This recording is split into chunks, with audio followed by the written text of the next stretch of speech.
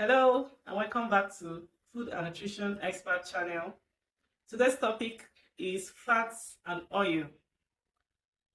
After this lesson, the students will be able to define fats and oil, identify types of fats and oil, state the sources of fats and oil, outline the functions of fats and oil in the body, discuss the effects of excessive consumption of fats and oil.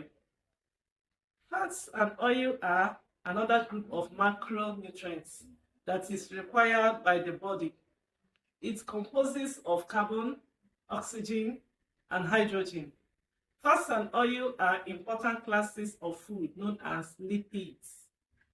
They are energy-giving nutrients that play vital roles in the body, while they provide more than double the energy supplied by carbohydrates and proteins. They must be consumed in moderation for a healthy lifestyle.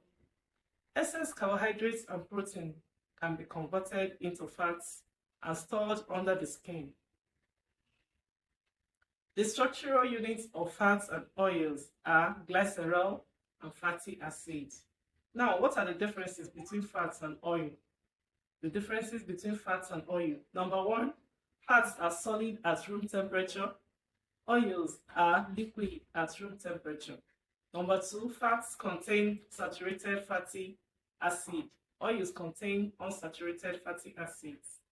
Number three, fats are obtained from animals. Oil is obtained from plants and vegetables. Types of fats and oil. What are the types of fats and oil? Number one, we have saturated fats, usually solid at room temperature. They are found in animal fats, example, butter, cheese, coconut oil. High intake is linked to heart disease.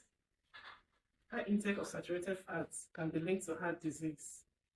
So it's good to note that. Then number two, we're still on the types of fats and oil. We have unsaturated fats. Unsaturated fats are liquid at room temperature.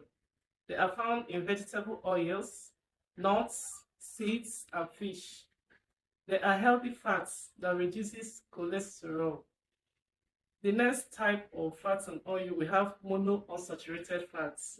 Monounsaturated fats are found in olive oil, avocados, peanuts, and the next one we have polyunsaturated fats. Polyunsaturated fats are found in sunflower oil, corn oil, fatty fish. The last one of the types of fats and oil, we have trans fats. They are artificial fats made by hydrogenating oils. They are found in processed foods like margarine and snacks. They are harmful to the health and should be avoided. You see, trans fats are harmful to the health and they should be avoided completely. Now, what are the functions of fats and oil? The functions of fats and oil are, number one, it serves as a source of heat and energy.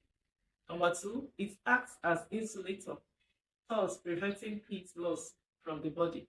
Number three, it acts as cushion to the delicate internal organs.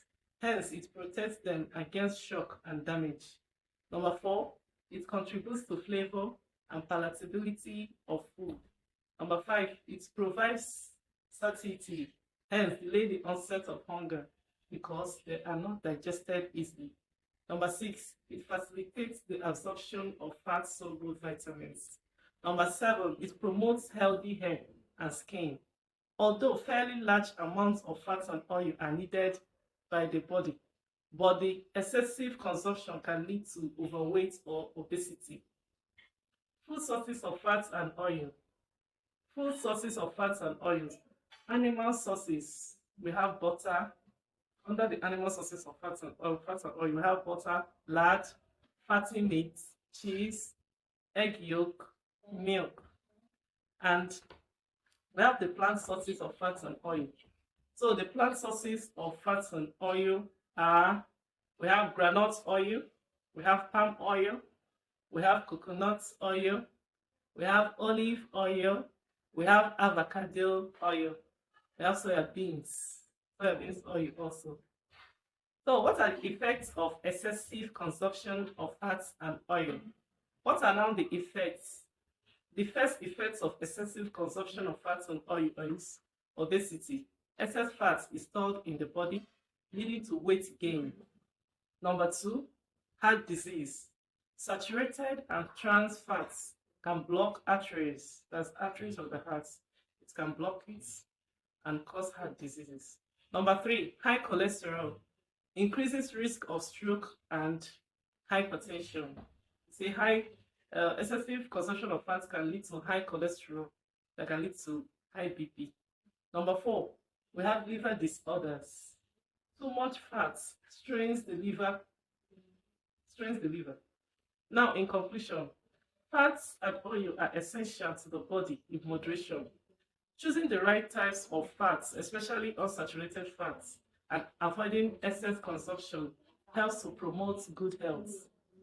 Now, this is your assignment. The assignment is write a short essay on how to reduce the intake of unhealthy fats in daily meals. You can drop the answer to the assignment in the comment section so I can guide you well. Thank you for watching. See you in the next class.